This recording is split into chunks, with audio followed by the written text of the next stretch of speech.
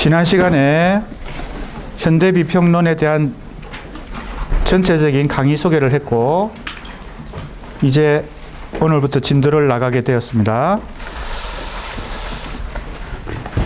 교재를 한번 같이 보겠습니다.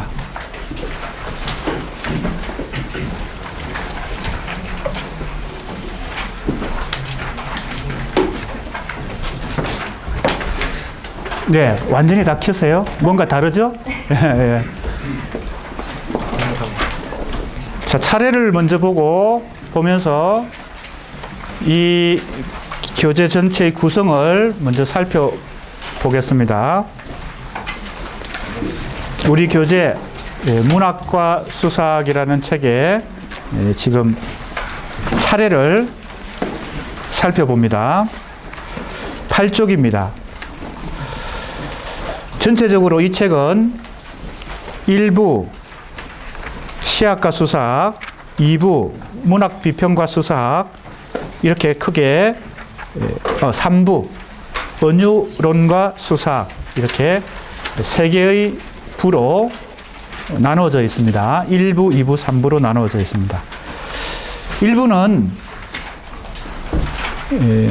시학과 수사학이라는 제목으로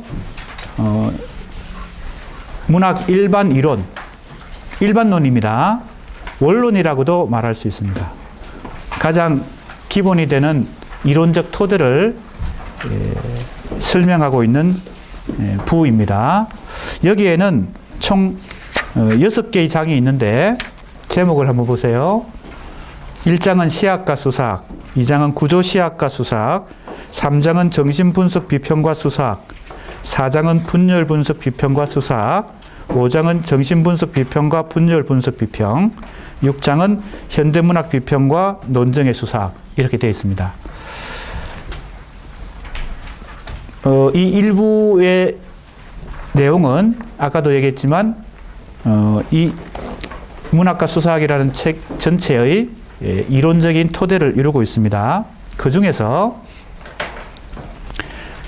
일부의 1장의 제목이 시학과 수사학이죠. 그 제목이 바로 일부의 제목 시학과 수사학과 동일합니다. 그래서 이 1장 시학과 수사학이 이 6개의 장 중에서도 가장 역시 기본을 이룹니다. 이 책 전체에서 이 일부가 기본이지만 이 일부 중에서는 다시 1장이 기본입니다. 무슨 말인지 알겠죠? 더 쉽게 얘기하면 제가 이 책을 한꺼번에 쓴 게 아니고 이 각각의 장들을 논문으로 발표한 후에 나중에 이걸 모으고 체계를 잡아서 이 책을 구성했습니다. 그런데 시학과 수사학을 가장 먼저 썼습니다. 이 일부의 6개의 논문 중에서는요. 그 일부의 시학과 수사학의 각각의 절을 한번 보세요. 2절 구조시학, 3절 정신분석 및 분열분석적 시학, 4절 신수사학적 시학, 이렇게 되어 있죠. 그 각각의 절이 하나씩 어떻게 되었어요? 따로 독립되어서 새로운 논문으로 더 자세하게, 그죠? 더 심층적으로 쓰여진 것입니다. 그것이 2장의 구조시학과 수사학, 그죠? 2장이 바로 뭡니까? 1장의 2절이죠. 2절을 더 확대하고 심화시켜서 자세히 논문으로 쓴 것입니다. 3장 보세요. 정신분석 비평과 수사학, 그죠? 4장은 분열분석 비평과 수사학, 5장은 정신분석과 분열분석을 비교하고 있습니다. 6장이 논정의 수사학인데 이것이 바로 제1장 시학과 수사학의 4절에 해당되는 신수사학적 시학과 동일한 그 제목상으로 보면 동일한 것입니다. 그러니까 이 일부가 어떻게 구성되어 있는지 이 차례를 보면서 일목요연하게 지금 확인할 수 있죠. 그렇게 전체의 구성을 잘 이해하면서 하나하나의 논문들을 공부해 나가면 좀 더 도움이 되겠죠. 그죠? 이 중에 우리가 역시 1장 시학과 수사학을 먼저 공부하고 이제 우리 강의 계획서에 진도 계획이 다 나와 있습니다. 그 다음에 현대문학 비평과 논증의 수사학을 공부한 후에 정신분석 비평과 수사학, 그죠? 그렇게 세 개의 장을 공부해 나갑니다. 2부를 한번 봅시다. 2부는 문학 비평과 수사학이라는 제목이 붙어 있는데 이것은 일부의 이론적 내용 혹은 원론적 내용을 좀 더 강론으로, 강론이란 말 알죠? 각각의 어떤 테마들을 가지고 더 세밀하게 심층적으로 연구한 논문들을 역시 모아놓은 것입니다. 구체적으로 이제 우리가 문학 비평을 한다. 그죠? 우리가 현대 비평론이라고 하는 것이 이 과목의 이름이니까 문학 비평을 한다. 현대 문학 비평이겠죠. 그랬을 때 최근에 일종의 논쟁이 되거나 이슈가 되거나 화제가 되었던 그런 테마들을 하나씩 다루었습니다. 그 중에 1장은 발트 벤자민의 언어 철학, 2장은 발트 벤자민의 문해 이론. 왜 굳이 많은 서양의 이론가들이 있는데, 그죠? 문학 비평과 관련된 철학자들도 있고, 미학자들도 있고, 문학 이론가들도 있고, 문학 비평가들도 많은데 왜 벤자민이 이 5개 장 중에 2개의 장을 차지하고 있느냐?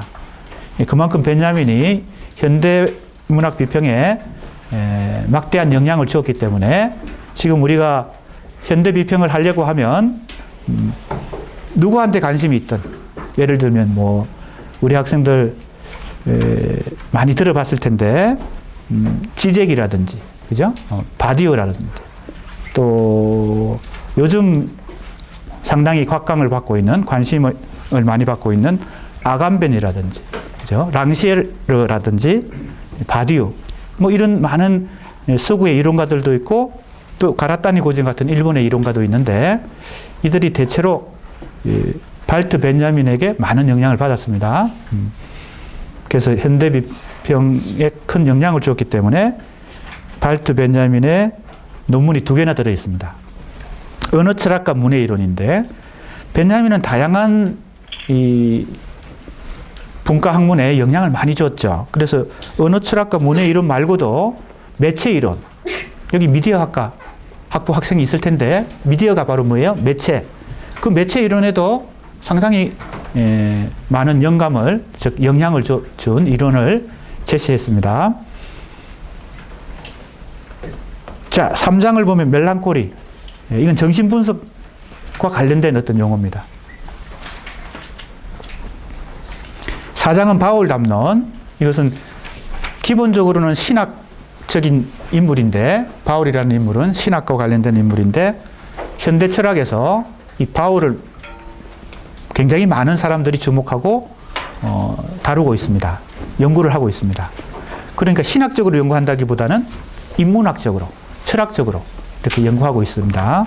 조금 전에 얘기했던 지젝이라든지 바디오라든지 또 아감벤이라든지 데리다라든지 이런 사람들이 이 바울을 공통적으로, 이전에 철학자들이 신학하고는 큰 그죠? 연관성을 안 가지고 있다가 이 현대 비평은, 최근의 비평은 다시 신학과도 연결고리를 가지고 있습니다. 그 중심 인물이 사도 바울입니다. 사도란 말이 뭐예요? 뭡니까? 진리를 전파하는 사람, 전도하는 사람, 전도자라는 뜻이죠. 사도. 자, 그 다음에 가라타니 고진입니다. 일본의 비평가입니다. 자, 이렇게 해서 2부는 강론에 해당되는 현대 비평의 중요한 테마들을 하나씩 다루고 있습니다. 3부를 보겠습니다. 3부는 특별히 언유론과 수사학이라는 제목으로 수사학에 아주 많은 개념이 있는데 그 중에 특히 언유라고 하는 개념, 이것은 전통적으로 그리고 현대 이후에도 상당히 많은 주목을 받았고 연구가 많이 되었습니다. 그래서 거기 보면 크게 둘로 나눠져 있는데 고전적 언유론과 해석학적 언유론. 1장은 고전적인 언유론의 대표적인 저자는 아리스토텔레스입니다. 아리스토텔레스는 근대가 아니라 모든 학문의 아버지죠. 학문을 체계적으로 다 정리한 사람이니까. 이 사람의 유명한 책들이 많죠. 그 중에 수사학이라는 책이 있습니다. 그래서 지금 이제 이 은유라고 하는 것도 수사학의 그죠? 일부 개념이니까. 이 아리스토텔레스의. 또 유명한 책이 뭐가 있습니까? 시학이라는 책이 있죠. 그때 그 시학이라는 제목이 바로 우리 여기 일부의 제목, 일부 1장의 제목이기도 하고 일부의 제목인 시학과 수사학 할 때 이 시학입니다. 그래서 여기서 우리 학생들이 유의해야 될 것은 이때 이 교재에서 사용하고 있는 시학도 뭐예요? 아리스토텔레스가 사용한 그런 시학이라는 책이 있고 수사학이라는 책이 있습니다. 우리나라에도 번역이 되었는데 시학은 오래전에 번역되었고 수사학은 최근에 번역이 되었습니다. 우리나라의 학문적인 발전이 그다지 서구 학문을 받아들이는 발전이 조금 늦어서 그런지 이 중요한 책인데도 최근에 이게 번역이 되었고 이건 이전에 번역이 됐죠.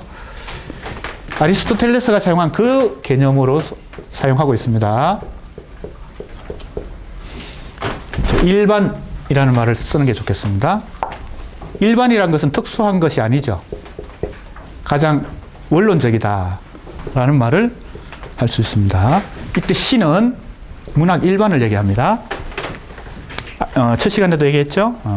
현대 문학 장르 시, 소설, 수필 평론할 때 그 하나의 장르의 개념이 아니고 모든 문학을 통틀어서 시라고 얘기했습니다. 왜냐하면 예전에는 고대에는 즉 그리스 로마 시대에는 시라는 이 이름이 모든 문학의 뭡니까? 대표 명사였기 때문에 그죠? 쉽게 얘기하면 이런 것이죠. 조교는 앞으로 이걸 확실하게 좀 잘 나오는 걸로 새 글로 준비해 놔야 되겠습니다.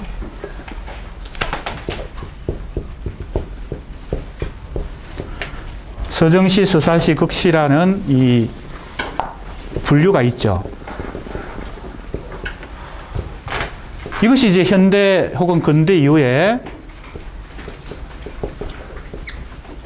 현대 이후에 이것이 우리가 아까 소위 말하는 시라는 장르 이것이 소설이 되죠. 그죠? 이렇게 좀 간단하게 얘기하고 있습니다. 지금 단순화시켜서 지금 이걸 문학 장르에 대한 설명을 지금 자세하게 하기는 어려우니까.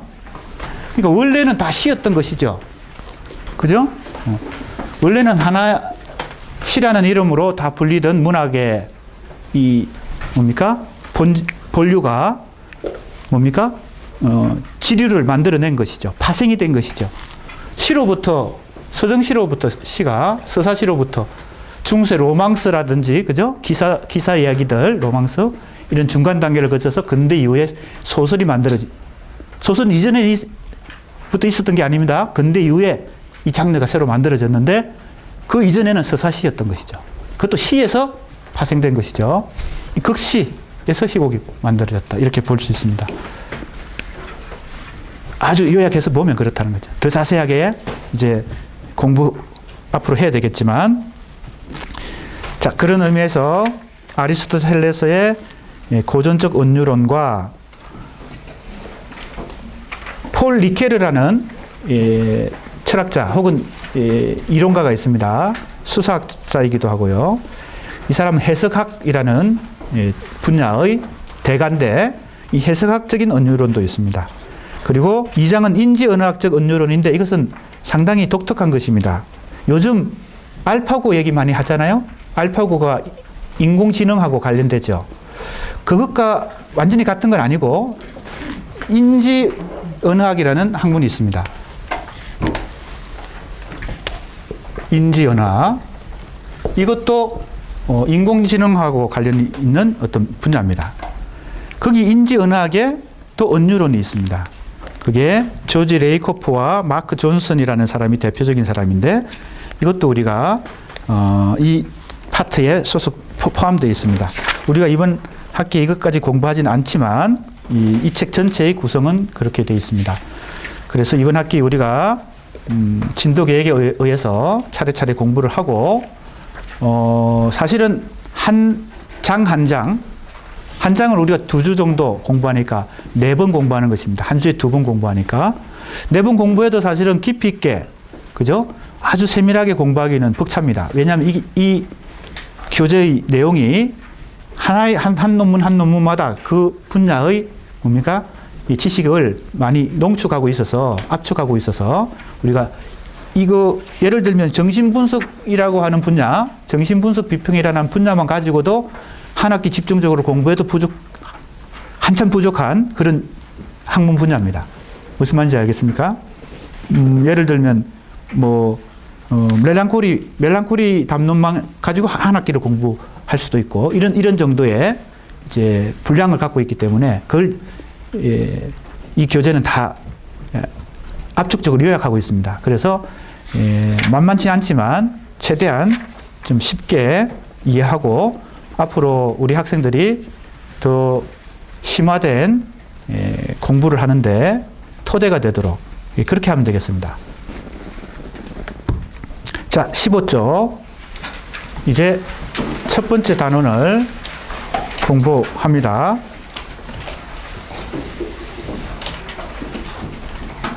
한 가지, 지금 1부, 2부, 3부 전체 구성을 설명했는데 굉장히 다양하고, 뭐라고 할까요? 여러 가지 주제들을 다 다루고 있죠. 현대 비평과 관련된 상당히 뭐라 그럴까요? 복잡하게 이렇게 다루고 있는데 공통 분모가 뭐냐 하면 수사학입니다. 그래서 지금 1부 1장도 시학과 수사학이고, 그죠? 시학과 수사학이라는 것은 문학 일반 이론과 수사학의 관련성을 얘기한다는 것이고, 2장도 구조시학, 구조주의 문학이론 이런 뜻입니다. 구조시학이라는 뜻을 풀이하면 구조란 말은 구조주의를 압축한 것이고 시학은 문학이론이니까요. 구조주의 문학이론하고 수사학이 어떻게 관련되는지, 3장은 정신분석 비평과 수사학이 어떻게 관련되는지, 4장은 분열분석 비평과 수사학이 어떻게 관련되는지, 이렇게 다 수사학이라는 공통분모를 갖고 있습니다. 그죠? 그리고 앞쪽은 다 어떤 공통분모를 갖고 있어요? 시학이라는 공통분모를 갖고 있습니다. 그죠? 그죠? 그러니까 이 책의 제목이 문학과 수사학이 된 이유를 알겠죠? 하나의 공통분모는 시학이고, 그죠? 또 하나의 공통분모는 수사학입니다. 그래서 사실은 어떻게 붙이는 게 더 좋았을까요? 시학과 수사학이 더 좋았겠죠? 근데 이 시학이라 하면 이제 이런 설명을 좀 덧붙여야 되니까, 그래서 문학, 좀 더 쉬운 말로 그냥 문학 이렇게 한 것입니다. 그래서 이때 문학은 문학 일반 이론을 얘기합니다. 시학을 얘기합니다. 알겠죠? 그러고 보면 이 1부의 1장, 이 내용은 이 책 전체의 뭡니까? 축소판입니다. 그래서 이 1부 1장, 지금 이 단원을 잘 공부해야 됩니다. 집중해야 되겠죠? 그래서 이걸 잘 공부하면 앞으로 한 학기가 쉬워지고, 잘 못 공부하면 한 학기가 괴롭습니다. 자, 머리말.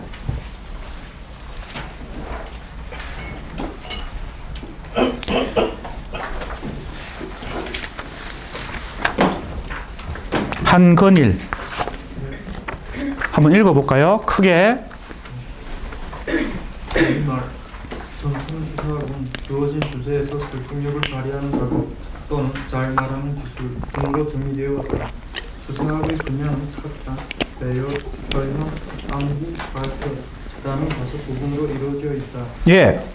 자, 수사학을 역사적으로 구분하면 어떻게 구분할 수 있을까요?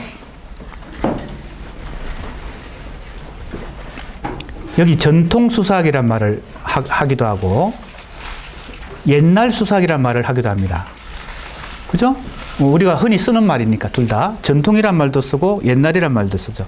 수사학이 고대 그리스 시대부터 발달했다 그랬으니까요. 그래서 서구 수사학을 얘기합니다. 물론 이제 동양 수사학도 이제 우리가 관심을 갖고 공부해야 될 텐데, 일단 우리 교재에서 얘기하고 있는 수사학은 주로 서구 수사학을 다루고 있습니다. 역사적으로 보면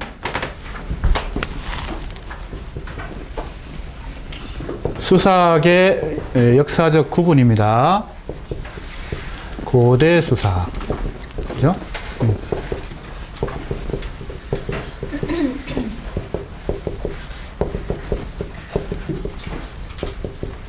이렇게 크게 셋으로 나눌 수 있습니다. 그러면 이런 질문을 하는 학생이 있겠죠. 고대하고 고전은 어떻게 다릅니까? 그죠? 비슷한 것 같은데요. 이렇게 질문하는 학생이 있겠죠. 자, 어떻게 다를까요? 고대는 이제 이것은 시대 구분이죠. 그런데 이제 고전이라는 것은 시대 구분과는 좀 다르잖아요. 그래서 이것은 소위 말하는 르네상스 시대. 문의 부흥기에, 그죠? 문의 부흥이란 말이 뜻하는 것이 이제 이걸 번역하면 이런데, 중세가 마감되고, 그죠? 근대가 도래하기 전에 이 르네상스가, 그죠? 활발하게 펼쳐지죠. 그 르네상스란 뜻은 우리말로, 그죠?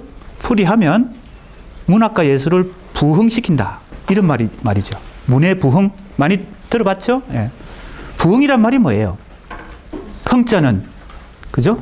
흥할 흥자고, 부는 다시 부자죠. 다시 일으킨다는 거죠. 이 다시란 말이 그래서 의미하는 바가 실마리가 되죠. 뭡니까? 새로운 게 아니고 이전에 흥했던 걸 다시 일으키는 거죠. 그죠?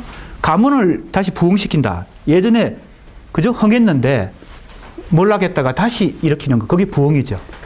그러니까 이게 뭘 의미합니까? 고전을 뜻한 고전 수사학이라는 것은 고대 수사학을 다시 본받아서 그걸 충실히 따라가는 거. 이게 고전 르네상스 시대의 수사학만 그런 게 아니라 모든 학문과 예술의 르네상스 시대의 특성이죠.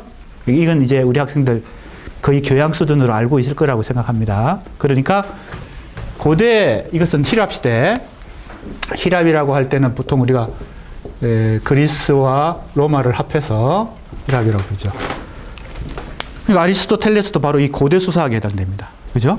고대 대표적인 수사학자 아리스토텔레스. 물론 또 다른 사람들 많이 있지만, 자, 그래서 이제 고대라는 말 대신에 지금 가끔 옛날 수사학이라는 말을 쓰기도 하고, 여기서처럼 뭐예요? 전통 수사학이라는 말을 쓰기도 합니다. 자, 그래서 자, 수사학은 어떻게 정의되었어요? 주어진 주제에서 설득력을 발휘하는 작업 또는 잘 말하는 기술 등으로 정의되었다. 좋은지? 네. 이 두 가지 정의를 두고 어떻게 해석할 수 있을까요? 첫 번째 정의하고 두 번째 정의는 조금 다릅니다. 그죠? 어떤 게 긍정적인 해석일까요? 둘 중에. 첫 번째겠죠. 그죠? 수사학이라는 것은 말을 하는 기술인데, 말하는 방법인데, 말을 잘해서 상대방을 설득한다. 이건 좋은 의미죠. 근데 기술, 그죠? 말을 잘해가지고 기술적으로 상대방을 현혹시키거나 사기를 친다. 이러면 나쁜 말이잖아요. 그죠? 그러니까 수사학은 이런 평가를 받아왔다는 겁니다. 긍정적인 면도 있지만 부정적인 면도 있다. 소크라테스가 활동하던 시기에 대표적인 이 수사학자들이 있었습니다. 소피스트들이죠. 우리 학생들 철학사 시간에 배웠을 거예요. 소크라테스가 소피스트들 뭡니까? 굉장히 비판하죠. 왜? 진리를 추구하지 않고 말을 하는 기술을 가르쳐가지고 뭡니까? 시민들을 현혹시킨다. 소피스트들. 자, 그렇게 소크라테스가 평가했을 때 그 수사학에 대한 평가는 두 번째에 해당됩니다. 잘 말하는 기술이다. 그죠? 지금도 수사라는 용어를 쓰면서 이 두 가지 사이에서 뭡니까? 긍정적인 평가와 부정적인 평가 사이에서 왔다 갔다 하는 그런 면이 있습니다. 수사학이라고 하는 학문에 대해서. 알겠습니까? 그런데 두 번째 문장입니다. 수사학은 이 5가지 부분으로 이루어져 있다 그랬는데, 이 5가지 부분의 가장 기본적인 특성은 뭘까요? 하나하나가 5가지가 독립적인 게 아니고 순차적인 거랍니다. 그죠? 그죠? 어떤 사람이 하나의 행위를 할 때 이 5 절차를 밟아서 한다는 겁니다. 간단히 얘기하면 우리 학생들 웅변이라는 거 들어봤을 겁니다. 실제 웅변을 해본 사람도 있겠죠. 요즘에서는 스피치라고 보통 말하죠. 스피치. 자기 생각과 주장을 대중들 앞에서 말로, 그죠? 전달하는 거. 물론 원고를 작성하기도 하지만 그건 주로 암기를 해서 이렇게 스피치하죠. 다 읽는 건 스피치라고 하지 않죠. 그죠? 그냥 낭송이죠. 즉, 웅변이나 스피치를 하는 과정이라고 보면 됩니다. 이게 수사학의 학문입니다. 그죠? 자, 보세요. 착상. 어떤 주제가 주어졌을 때 아이디어를 찾아내야 됩니다. 착상. 순수하게 자기 머릿속에서 착상을 할 수도 있지만 또 어떤 경우는 뭐예요? 좀 더 효과적인 착상을 위해서 자료를 찾죠. 그죠? 도서관 가서 참고 도서를 찾거나, 그죠? 요즘 같으면은 인터넷 포털에서 검색을 하는 방법도 많이 사용하죠. 그죠? 그게 부작용과, 그죠? 나쁜 결과를 낳기도 하지만 검색이라고 하는 거는요. 네. 그게 착상입니다. 알겠습니까? 자기 머릿속에서 아이디어를 만들어내거나 참고될 만한 책이나 정보를 얻어내는 거. 친구한테 정보를 얻는 것도 다 여기에 해당됩니다. 자, 여러분이 웅변을 하거나 스피치를 한다고 생각해 보세요. 처음에 이걸 해야 되지 않겠어요? 바로 내가 원고를 쓸 수 있는 건 아니잖아요? 준비가 좀 필요하죠? 그 다음 보세요. 배열입니다. 어떤 순서로 내가 이 정보를, 그죠? 내가 얻은 이 지식을 배열을 해야 서론, 본론, 결론으로 할지, 기성정결로 할지, 그죠? 그 구성을 잘 해야 효과적으로 상대방을 설득할 수 있습니다. 그죠? 그 다음에 표현입니다. 표현은 웅변하는 단계 혹은 스피치하는 단계를 얘기하는 게 아니고 원고를 쓰는 단계입니다. 그죠? 자기가 착상하고 배열한 것을 원고를 써야 되겠죠. 물론 적흥연설이라는 게 있습니다. 그죠? 적흥적으로 스피치할 수도 있습니다만 대체로 이제 원고 쓰는 단계를 표현이라고 합니다. 글쓰기 단계, 집필 단계. 근데 이거 암기. 그죠? 아까도 얘기했죠? 웅변이나 스피치는 원고 보고 읽는 게 아닙니다. 원고 비록 있더라도, 그죠? 다 외워서 충분히 소화해서 마지막 발표를 해야 됩니다.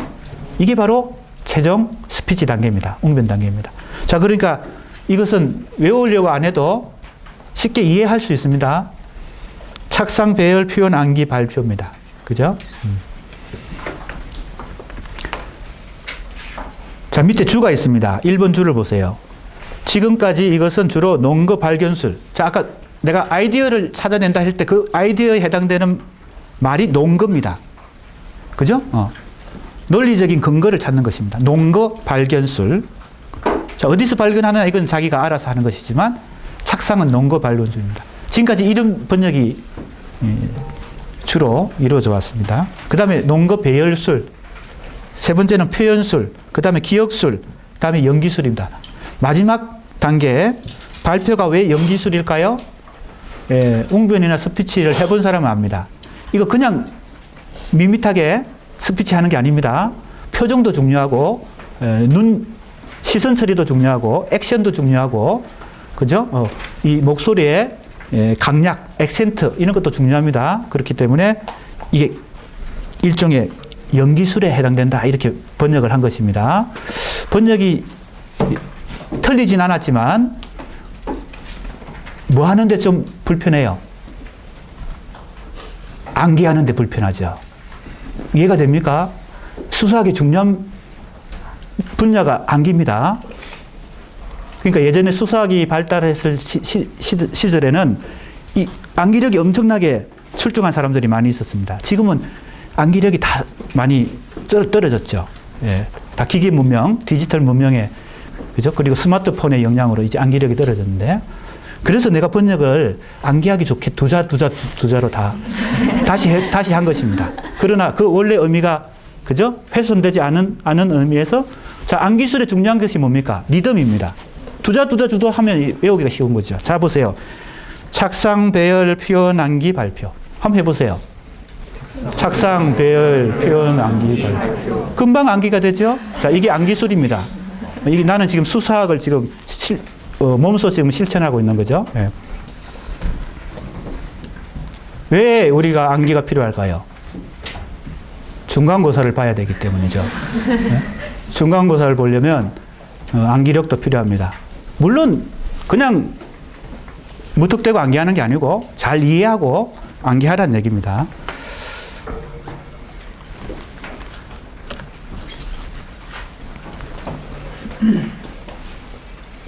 맹한주. 네. 읽어봅시다. 본인이 알아야지. 나한테 물어보면 어떡합니까? 아까 학생이 읽은 이후에 읽어야죠. 이 수사학의 5분야는 크게 이 수사학의 5분야는 연설이 행해지기까지의 과정이다. 착상은 말의 내용을 묻게 만드는 참이거나 참 같은 논거를 찾아내는 방식이고, 배열은 논거를 연설 전체에서 효과적으로 배열하는 방식을 말한다. 표현은 찾아내어 순서가 잡힌 논거들의 언어의 옷을 입히는 방식으로서 이 분야만을 따로 떼어 문체론이라 하기도 한다. 착상에서 배열한 것에 옷을 입힌 다음 머릿속에 붙잡아두는 방식이며, 발표는 암기해둔 내용에 걸맞게 목소리와 몸짓 그리고 표정을 연출하는 방식이다. 예, 이미 설명한 내용입니다. 자, 이 5가지 단계로 혹은 이 5가지 영역으로 전개되기 때문에 이 각각의 하나의 영역들이 다 수사학이라는 학문의 중요한 분야가 되는 것이죠. 그래서 아까 얘기했듯이 예를 들면 마지막 단계 발표라는 단계에서 연기술, 이것도 수사학의 한 분야입니다. 연기를 하는 것은 아까도 얘기했지만 여러 가지 이 액션이 다 포함되고, 그죠? 감정 처리, 시선 처리 다 포함되죠. 그죠? 논리적인 것만 갖고 되는 게 아닙니다. 이 연기하는 이 영화 배우나 TV, 그죠? 드라마 배우들을 보세요. 그게 다 연기술에 해당되잖아요. 그러니까 수사학이라는 학문이 상당히 다양한 분야까지 다 포함하고 있다. 지금 우리가 생각하는 글 쓰고, 글을 잘 쓰고, 그죠? 말을 잘하고 이런 것에 축소된 게 그런 영역에만 수사학이 아니고 굉장히 광범위한 영역이 수사학이라는 걸 알 수 있습니다.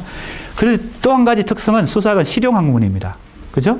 대체로 이 수사학이 왜 이 아리스토텔레스 시대에, 그리스 로마 시대에 발달했겠어요?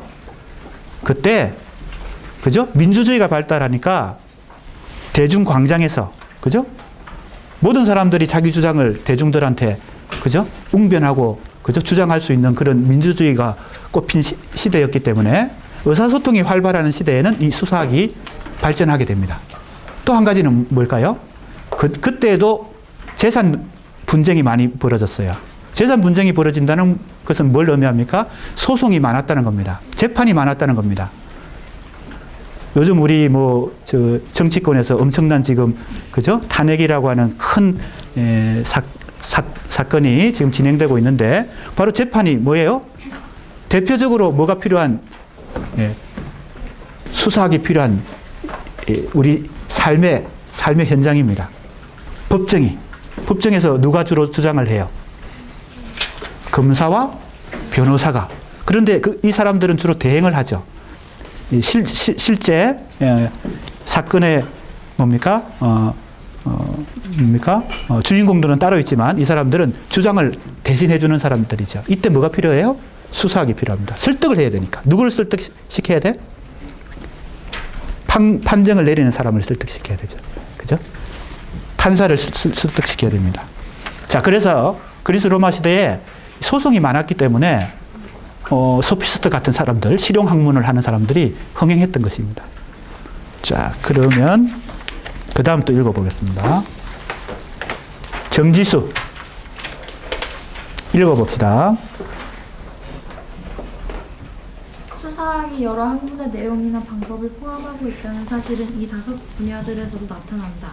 예를 들면 착상은 논리학의 영역을 끌어들여 맡아드는 것이고, 배열은 역사 사술의 기법을 빌려온 것이며, 표현은 시학의 기법들을 끌어들인 것이고, 암기와 발표는 희곡론의 내용을 차용한 것이다.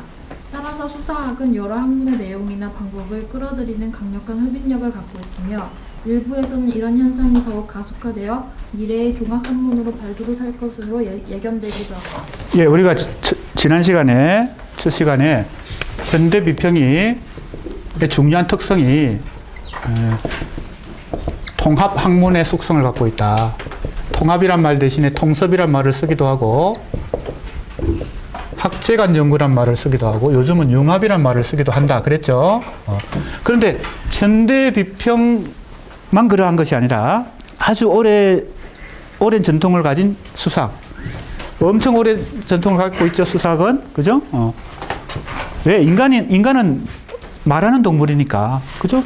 언어를 사용하는 동물이기 때문에 수사학이 발달할 수밖에 없죠.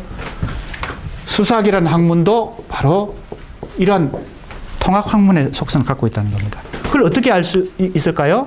지금 우리가 외웠던 그죠? 5 분야가 바로 현대 학문으로 따지면 여러 학문 분야가 다 그게 통합이 되어 있다는 겁니다. 포함이 되어 있다는 겁니다. 그걸 지금 읽었죠. 우리 학생이. 보세요. 착상은 논리학의 영역입니다. 그 다음에 배열은 자 역사서술을 어떤 식으로 할까? 그죠? 우리가 논문을 쓸 때도 기성전결로 할 수도 있고 서론본론 결론을 할 수 있고 역사를 서술하는 것도 방법이 여러 가지가 있어서 지금 이제 역사 전공 시간이 아니니까 그게 어떤 게 있는지 자세히 얘기하는 어렵습니다. 너무 편년체, 통사라는 것은 쭉 시간 순으로 기록하는 게 이게 통사죠.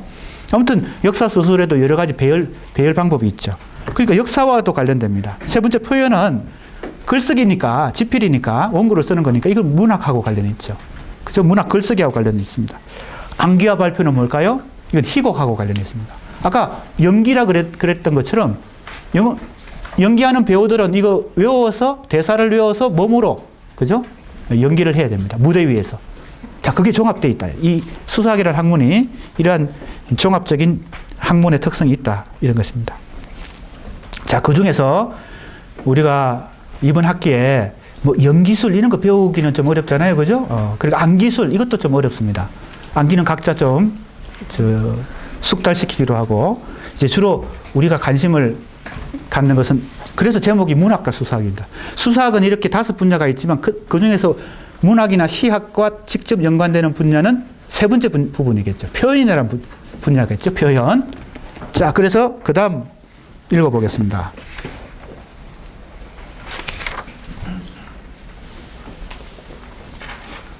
조호정, 국문과 조호정. 이 5 분야 중에서 수학과 문학이 만나는 구심점이 되는 것은 3번째 분야인 표현이다. 표현은 착상하여 배열된 내용의 적절한 말과 문장을 부여하는 방식이라는 점에서 주로 담론의 형식에 해당한다. 따라서 표현은 담론의 형식들을 다루는 분야인 문체론이나 시학과 밀접하게 연관되어 있다. 수사학이 문학비평의 첫 번째 도구가 될 수 있었던 것은 바로 표현을 구성하고 있는 주 개념인 문체와 문체를 통해서였다. 예. 자, 이제 조금 정리해 봅시다.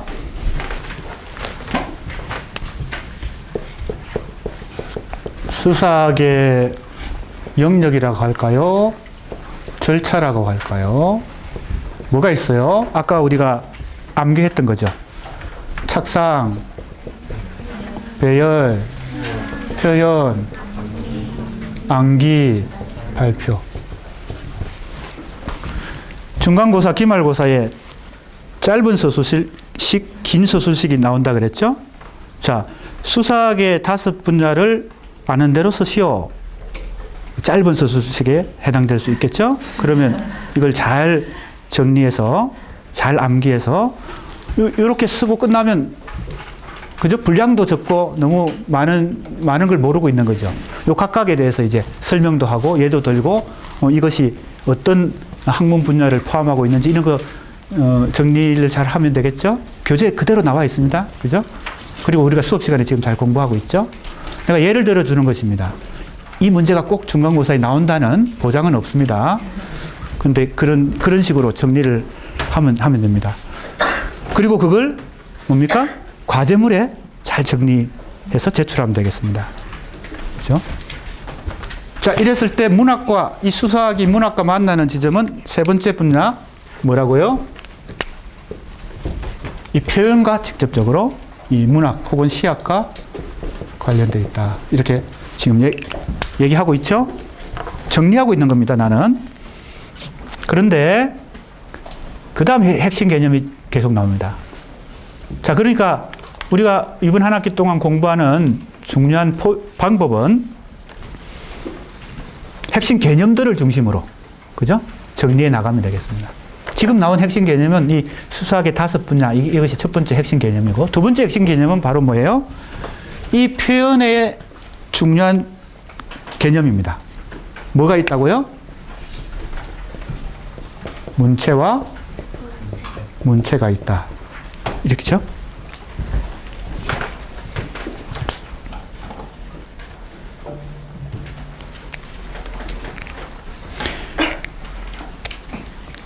마지막 문장 다시 읽어보겠습니다. 표현을 구성하고 있는 주 개념인, 그죠? 주 개념, 중심 개념. 이 표현 중에서도 이 두 가지가 중심이라는 겁니다.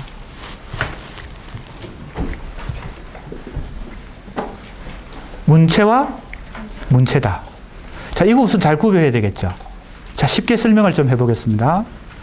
한자를 유심히 보면 금방 뭡니까? 윤곽이 드러납니다. 즉, 의미가 드러납니다.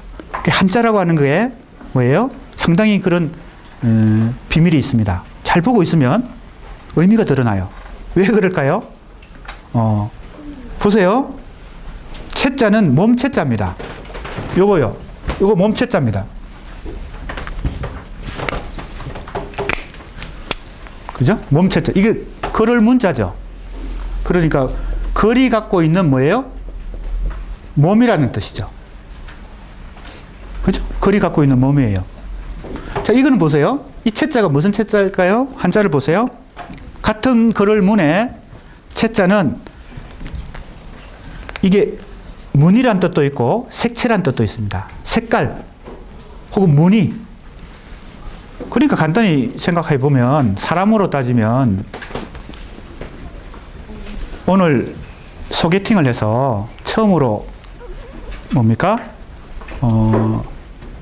좋은 장소에서 상대방을 만났는데 이 사람 키가 참 크고 뭐 예를 들면 아니면 몸집이 덩치가 어깨가 딱 벌어지고 크다. 이건 몸과 관련된 거죠. 그죠? 첫인상은 바로 눈에 들어오죠. 글도 전체적인 이 몸이 있다는 겁니다. 그게 문체입니다. 이 영어로는 원어로는 스타일입니다. 우리 스타일이란 말을 아주 다양하게 쓰죠. 그래서 헤어스타일, 패션 스타일 다 스타일이죠. 그래도 스타일이 있는 것입니다. 몸에 해당되는 것입니다. 그런데 이 문체는 더 세밀한 것이죠. 근데 그 사람의 피부가 조금 갈색이더라, 아니면 피부가 하얀 색깔이더라, 머릿결이 갈색이더라, 검은색이더라, 빨간색이더라, 그죠? 노란색이더라. 이게 뭐에 해당되는 거예요? 여기에 해당되는 거죠. 알겠습니까? 이것이 더 큰 것이다. 포함 관계로 보면 문체가 이거보다 더 크다는 거예요. 이거는 좀 더 세밀한 부분이고, 이건 큰 영역입니다. 자, 이걸 피규 이렇게 얘기합니다. 스타일과 피규, 문체와 문체. 자, 이게 왜 수사학의 세 번째 단계의 주 개념일까요? 글을 쓸 때 이 문체와 문체를 구사해야 되니까. 그죠? 알겠습니까? 이 개념들이 이제 글을 쓰는 단계에서 중요한 개념이 된다는 겁니다. 그 다음 또 읽어보겠습니다. 이다은.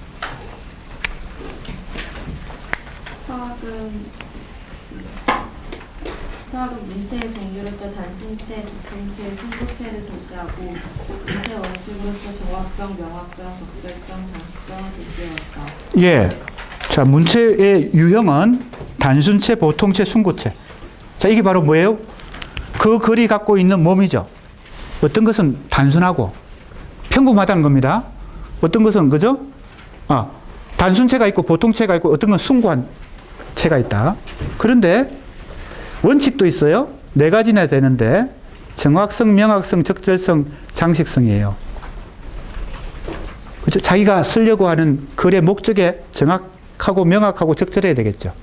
예를 들면 얼마 전에 지난주 토요일 날 우리 과 한 교수님의 자녀 결혼식에 다녀왔는데 목사님이 주례를 쓰십니다. 근데 목사님이 줄에 쓰는 그 문체가, 그죠? 너무 이 줄에 걸맞지 않은, 그죠? 문체를 사용하면 안 되겠죠. 그런 겁니다. 너무 당연한 얘기죠. 그래서 수사학의 학문의 또 하나의 특성은 상식과 보편성에 걸맞다는 거죠. 아까 첫 번째 속성이 뭐라 그랬어요? 실용학문이다. 두 번째는 상식에 맞다는 거죠. 특별하지 않습니다. 그러니까 상식에 생각해 보면 다 이해가 되는 얘기입니다. 그런데 이 네 가지 원칙 중에서 한 가지는 조금 유별나죠. 뭘까요? 장식성입니다. 장식성은 왜 유별납니까? 다른 것은 다 하나의 규정하는 것인데 장식성은 예외적으로, 그죠? 규정을 두지 않고 장식의 효과를 만들어내는 것입니다. 그죠? 우리가 말을 할 때도 그 장식을 쓰는 사람들이 있죠. 화려하게 말을 하거나 재미있게 말하거나. 그런데 그 말에 혹은 문학 작품을 쓸 때도 마찬가지입니다. 우리가 소설가의 작품에 끌리는 이유는 이 예외적인 요소 때문에 끌리지, 정확하다, 명확하다, 적절하다, 이것은 그죠? 기본이죠. 자, 그래서 장식성이라는 이 문체 원칙이 오래전부터 논란이 되어 왔습니다. 이해가 되죠? 왜 논란이 됐는지? 그건 규정하기 쉽지 않으니까. 누구는 이런 A라는 장식을 선호하고 어떤 사람은 B라는 장식을 선호하니까 이거는, 그죠? 답이 없을 수도 있잖아요. 그죠? 취향에 따라서. 자, 그래서 그 다음 얘기가 나옵니다. 김지혜. 인류학번 국문과 김지혜. 읽어봅시다. 그런데 문체원 집중 장식성이라는 원칙을 어떻게 좀 크게요. 어떻게 해석하느냐에 따라 문체에 대한 두 가지 대립적인 관점이 생기게 된다. 기능적 관점과 미학적 관점이 그것인데 전자는 우리가 흔히 경멸적인 어조로 장식적이라고 말하는 허식이나 잉여의 의미로 장식성을 이해한다. 그래서 이 경우는 명확성을 문체의 첫 번째 기준으로 삼는다. 반면에 후자는 장식성을 표현하고자 하는 상상과의 적합성이라는 뜻으로 이해한다. 이 경우 장식성은 다른 원칙들보다 우선시되는데, 왜냐하면 어떤 표현이 다른 원칙들에 어긋나도 그 원인이 미학성에 있다면 이를 보장해주기 때문이다. 자, 이렇게 논란이 되어 왔다는 겁니다. 이해가 되죠? 장식성이라는 이 문체 원칙은 논란의 소지를 만들었다. 자, 우리가 문학도 어찌 보면, 그죠? 지금 이 정확한 언어 표현보다는 장식적 언어 표현을 더 중시하는 분야일 수도 있죠. 문학과 예술은요. 자, 그런 의미에서 이제 우리가 이 부분을 이해할 수 있습니다. 한명주, 그 다음 읽어봅니다. 문체는 비유적 의미로 사용되며 말과 문장들의 외적 형태, 즉 우리가 어떤 표현을 지각할 수 있게 하는 외적 토지들을 뜻한다. 예, 이제 두 번째 이 문체로 넘어왔습니다. 이 문체는 비유라는 뜻으로, 우리가 비유라는 말을 많이 쓰죠. 문학에서도 비유가 여러 가지 종류가 있죠. 수사학에서 비유하는 것은 이것과 같은 이 꼴입니다. 문체는 다양한 비유들을 다 포함하는 것들이 다, 대표적인 게 아까 우리가 은유라는 것도 비유인데, 은유가 아주 오래전부터 현대에 이르기까지 굉장히 많이 연구되고 논란이 되어온 분야고, 또 뭐 한유란 것도 있고요, 제유도 있고, 뭐 어인법도 있고, 뭐 온갖 게 다 있죠. 이게 다 여기에 속합니다. 이해가 됩니까? 자, 글에 몸이 있고 글에 무늬와 색채가 있는데, 글에 무늬와 색채를 잘 효과적으로 입히는 대표적인 방법이 비유를 사용하는 거잖아요. 그죠? 은유, 환유, 제유, 직유를 사용한다든지, 그죠? 이런 것들이 다 비유인데 왜 여기에 해당되는지 이해가 되죠? 문체가 바로 비유를 의미한다. 계속 읽어봅시다. 읽은 학생이. 문체가 비유적 의미로 사용된다는 것은 일탈로서의 문체 개념을 낳는다. 즉, 문체는 규범적 표현으로부터 멀어지고 벗어나는 표현이라는 것이다. 규범의 속하는 언어로부터 일탈하는 방식을 통해 그것의 색깔, 빛, 생기를 불어넣는 기능을 문체가 담당한다. 예, 자 보세요. 일탈. 그죠? 하나의 원칙으로부터 벗어난다는 겁니다. 그게 이 문체의 특성입니다. 비유를 사용한다는 것은 그래서 일탈이죠.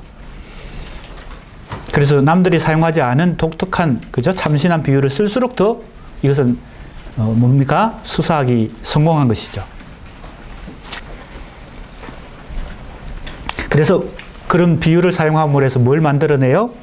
색깔을 만들어내고 빛을 만들어내고 생기를 불어넣습니다. 그게 바로 문체죠. 문체입니다. 자, 조금 건너뛰어서 우리 학생들이 건너뛰는 부분도 각자 잘 공부해야 되겠습니다. 우리가 하나씩 다 읽어서 학습하기에 조금 한 학기 분량이 많기 때문에 조금 건너뜁니다. 17쪽 밑에서 5째 줄 보겠습니다. 문체의 대상이 말의 의미일 때 의미상의 문체 또는 전의 뜻이 전환된다. 뜻이 바뀐다 이런 뜻이죠. 전의. 역시 한자를 보세요. 그래서 한자 공부가 상당히 중요합니다. 트로프라고 되어 있는데 이게 이제 세 번째 주 개념이 되겠습니다.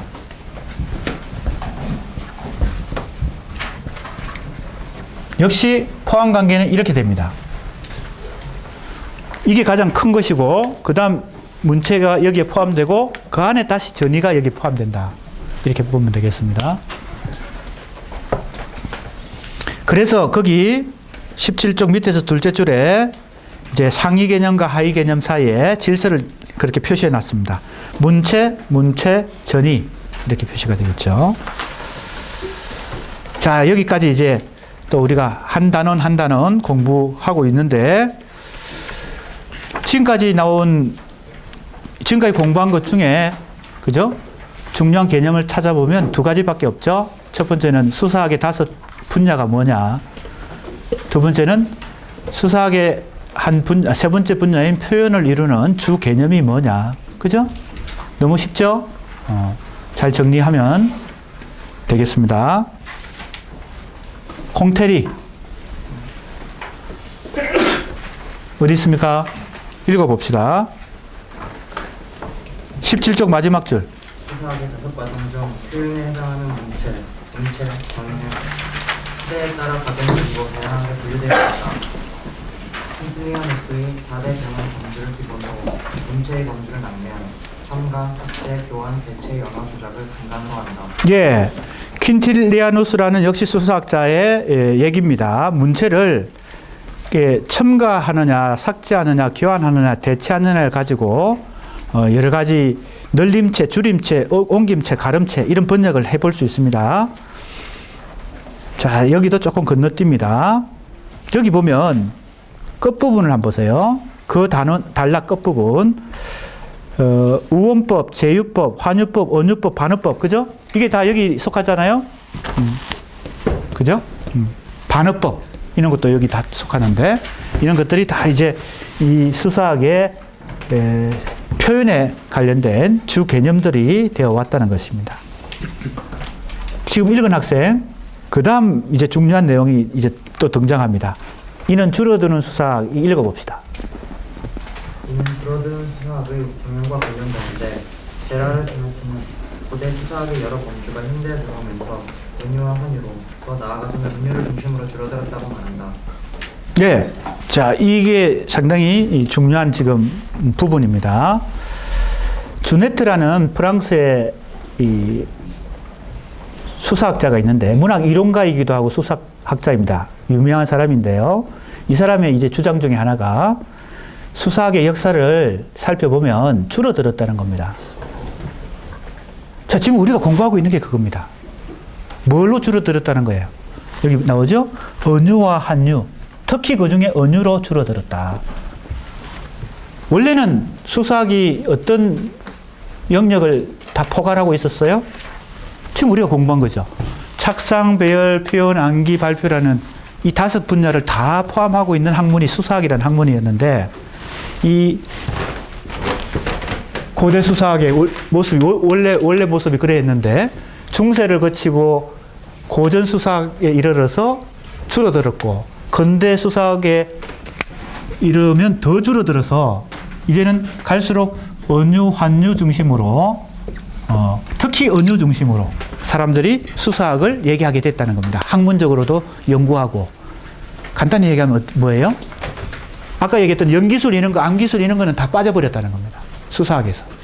그죠? 이제는 요거 중심으로, 그죠? 그 다음에는 다시 문체, 전이 중에서도 특히 이거 중심으로, 그죠? 언유와 환유 중심으로.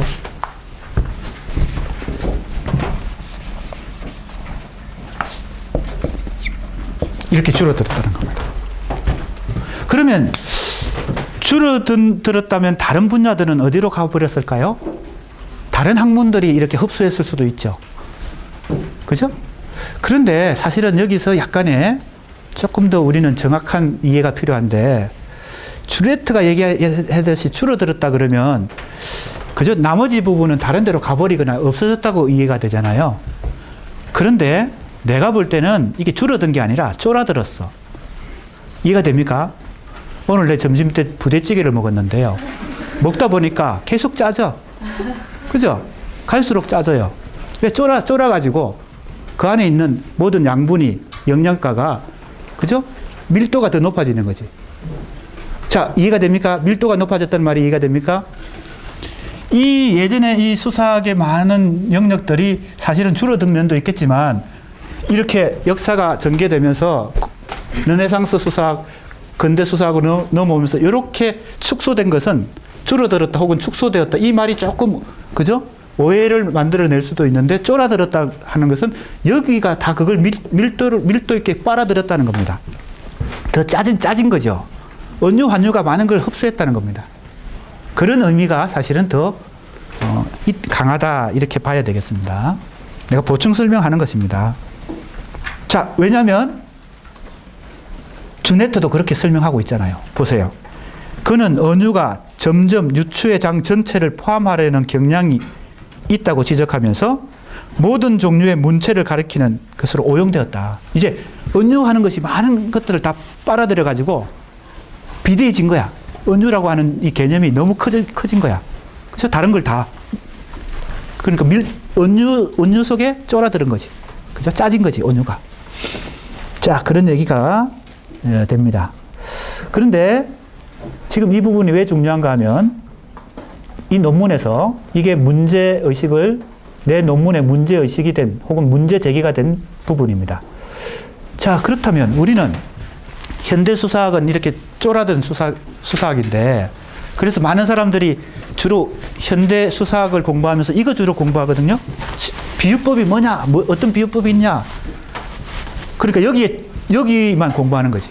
이 5 분야 중에서 이것만 공부하고 특히 이것 중에서도 언유, 환유, 제유 뭐 이렇게 아이러니가 어떻고 뭐 이렇게 있죠. 그죠? 그러면 우리는 지금 어떻게 다시 수사학을 공부해야 되느냐?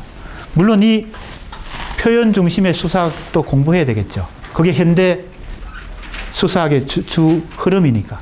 그러나 옛날 수사학이 가지고 있었던 아리스토텔레스의 수사학을 그래서 읽어봐야 돼. 우리나라에서 번역이 몇 년 전에 겨우 번역이 나왔어요. 그 아리스토텔레스 수사학이 가지고 있는 고대 수사학의 이 종합 학문으로서의 그걸 다시 우리가 회복하는데도 관심을 가져야 된다. 그죠? 우리가 지금 수사학을 공부한다면 이 2가지를 같이 이제 공부해야 된다는 겁니다. 그게 이제 문제의식 중에 하나입니다. 이 논문에. 자, 18쪽 밑에서 둘째 줄. 그런 얘기를 이제 하려고 합니다. 이성록.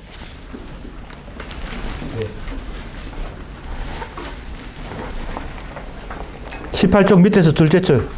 사실 문체의 개념이 낭만주의 미학의 도래와 더불어 중요한 개념적 변형을 거치고 이어서 19세기 말에서 20세기 초에 이른바 문체론의 등장으로 또 다른 이론적 탐색의 대상이 된 것과 비례하여 문체나 정의는 구조주의나 언어학적 방법론의 집중적인 세례를 받은 신수사학의 조명하에 그 이론적 지위가 격상된 개념이라고 할 수 있다. 이론적 지위가 격상됐다는 말이 아까 내가 밀도가 높아졌다. 그죠? 다른 영역을 다 흡수했다. 쫄아들었다. 다 같은 말이죠. 그러니까 현대 학문에 있어서, 현대 수사학에 있어서 이 은유 환유 중심의 이 문체론이 상당히 비중을 많이 차지하게 되었다. 그런데 이제 이게 반드시 좋은 것만은 아니란 겁니다. 물론 이걸 우리가 공부도 해야 되겠지만, 이 문체, 이 표현 중심의 문체 전이도 공부해야 되겠지만, 옛날 수사학이 갖고 있었던 이 본래 모습도 우리가 공부해 볼 필요가 있다. 그러면 거기서 뭔가 옛날 거에서 얻는 것도 있죠. 그죠? 옛날 거에서 또 교훈이 있잖아요. 네. 자, 그 얘기입니다, 지금. 주네트도 그런 얘기를 했어요. 그래서 한 달락 넘어가서 이 글은 이러한 문제의식을 기초로 조지탁, 어디 있습니까? 읽어봅시다.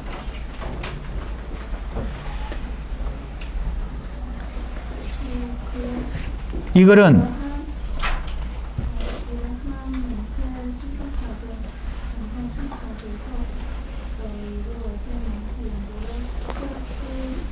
아니 19쪽 위에서 12째 줄 이 글은 이러한 문제의식을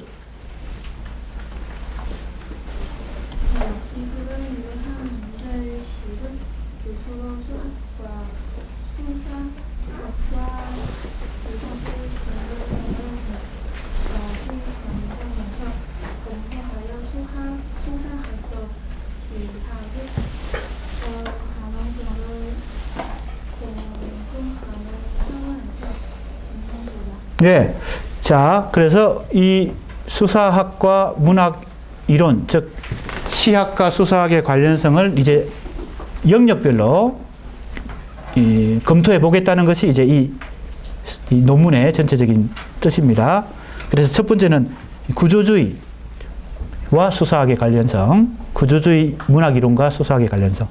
그 다음에 프로이트와 락강의 정신분석학과 수사학의 관련성. 왜냐하면 프로이트 락강의 정신분석학에서도 이 은유, 환유가 핵심 개념 중에 하나거든요. 자, 은유 개념이 인간의 무의식을 탐구하는 데에도 중요한 개념이 된 것입니다. 그만큼 아까 뭐라 그랬어요? 은유, 환유가 수사학의 중심으로, 그죠? 주 개념으로 자리 잡았다. 그렇게 했죠. 이제 정신분석학이라는 하나의 새로운 학문에서도 이 은유, 환유가 중요한 개념이 됩니다. 물론 그때 은유, 환유는 보통 우리가 수사학이든 문학에서 얘기하는 은유, 환유하고는 조금 다른 또 속뜻을 갖고 있겠죠. 심리학적이고 정신분석학적 속뜻을 갖고 있습니다. 그래서 락강이 은유라고 했을 때 그것은 일반 문학 이론에서 얘기하는 은유하고는 조금 다르겠죠. 그걸 우리가 구별하면서 공부를 앞으로 해야 됩니다. 하지만 연관성이 있습니다. 뭔지 알겠습니까? 그 다음 보세요. 야콥선 토드로프의 구조주의 수사학이 있고요. 프로이트 락강의 정신분석적 수사학이 있고요. 그 다음에 들레즈 가따리의 분열 분석이 있습니다. 들레즈 가따리라는 이 이론가들은 프로이트 락강의 정신분석학에 반기를 들고 자기들이 지금 추구하고 있는 이론은 정신분석이 아니라 분열 분석이다라는 이 주장을 하면서 뭐라 그럴까요? 혁신을 일으키려고 했죠. 그래서 유명한 책들을 많이 썼습니다. 대표적인 책이 뭘까요? 프로이트와 락강의 정신분석학에 반대하는 이론. 예, 그게 안티 오이디푸스입니다. 오이디푸스 이론이 프로이트의 대표적인 이론이잖아요. 그게 반대한다. 안티 오이디푸스. 오이디푸스 이론에 반대한다. 우리나라에도 다 번역이 되어 있습니다. 들레즈라는 사람이 가탈이라는 사람하고 같이 협력해서 공저로 쓴 책입니다. 그 얘기입니다, 지금. 거기서도 이 수사과 관련해서 분열 분석이 어떻게 전개되는지. 물론 우리가 이번 학기에 이거 공부하진 않죠? 우리 공부 진도 단원에서는 빠져 있습니다. 그 다음에 카인 페릴만, 루시 올브레트 티테카, 제임스 크로스하이트 등의 이게 바로 신수사학입니다. 근대 수사학 중에서도 이제 신수사학이라는 분야가 있는데 이 분야가 자 이제 우리가 다음 이 단원 끝나면 이제 공부할 것인데 이게 바로 논증의 수사학입니다. 혹은 설득의 수사학인데 자 여기 오늘 이제 마무리할 때가 됐기 때문에 이것도 상당히 중요한 포인트입니다. 잘 들어보세요. 근대 수사학에 들어와서 신수사학이라는 분야가 새로 열립니다. 그것이 여기 이름이 등장하죠. 19쪽 밑에서 셋째 줄입니다. 카인 페렐만, 벨기에의 법철학자입니다. 법철학자. 왜 문학 이론가나 수사학자가 아니고 법철학자인가요? 수사학이 법학하고 밀접한 관련이 있습니다. 아까 법적 연설이 수사학과 관련된다 그랬죠. 이 사람 법철학자입니다. 그런데 이 사람이 쓴 책이 현대 신수사학의 중요한 물꼬를 열었습니다. 카인 페렐만, 루시 올브레히트 티테카는 카인 페렐만하고 책을 같이 쓴 공저자, 책을 같이 쓴 사람입니다. 제임스 크로스화이트, 이 사람이 바로 카인 페렐만과 올브레히트의 책을 더 자기식으로 더 발전시킨 사람입니다. 통틀어서 신수사학이라고 말하는데 속성은 논증의 수사학 혹은 설득의 수사학입니다. 자, 이게 오늘 세 번째 포인트입니다. 두 번째까지 포인트는 얘기했죠. 세 번째 포인트는 이것이 왜 의미가 있느냐? 줄어드는 수사학하고 관련되어 있습니다. 뭘로 줄어들었다 그랬어요? 간단히 요약하면 문체의 수사학으로 줄어들었어요. 자, 착상, 배열, 표현, 암기, 발표라는 5 분야가 수사학의 원래 모습인데 그 중에 이 세 번째 표현으로 축소됐죠? 이 표현의 주 개념이 뭐예요? 문체전이잖아요?